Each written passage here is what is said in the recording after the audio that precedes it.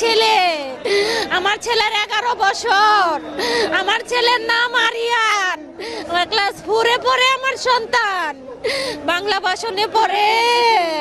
আমার ছেলে সারা শোল পুড়ে গেছে, আমার ছেলের সারা শোল পুড়ে গেছে, মাথার চুল দিয়েও পুড়ে গেছে। আপনারা কখন জানতে পেরেছেন বা কিভাবে জানলেন? আমরা শুনছি যে স্কুলে আগুন ধরতে পারে, আমার জালের ছেলে ও যাইয়া হসপিটালে নিয়েছে, সাথে লুকা ছিল, মানে সবাই নিয়েছে। আমিও হসপিটালে যাইয়া দেখছি ওরে যে পানি ডালতেছে, খালি পুরা শরীর পুড়ে গেছে, প্যান্ট সহকারে পুড়ে শরীরের সাথে লাগিয়ে গেছে। আরেকজন স্বজনের সাথে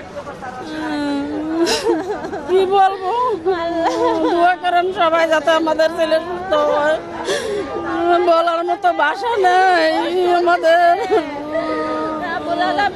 তুমি দয়া করো, দয়াল আল্লাহ, তুমি দয়া বেলা 1টার দিকে জানতে পারছি যে আমার ভাই ফোন দিয়ে বলছে, আমরা নিউজ দেখার পরে আমরা বাংলাদেশ মেডিকেলে গেছি, উত্তর আধুনিক মেডিকেলে, ওইখানে আমরা পাই না, ওইখান থেকে আমরা গেছি কুয়েত মৈত্রী মেডিকেলে, ওইখানে যে আমরা ভাবিরে পাইলাম, তো আমরা অ্যাম্বুলেন্সে করে নিয়ে আসলাম।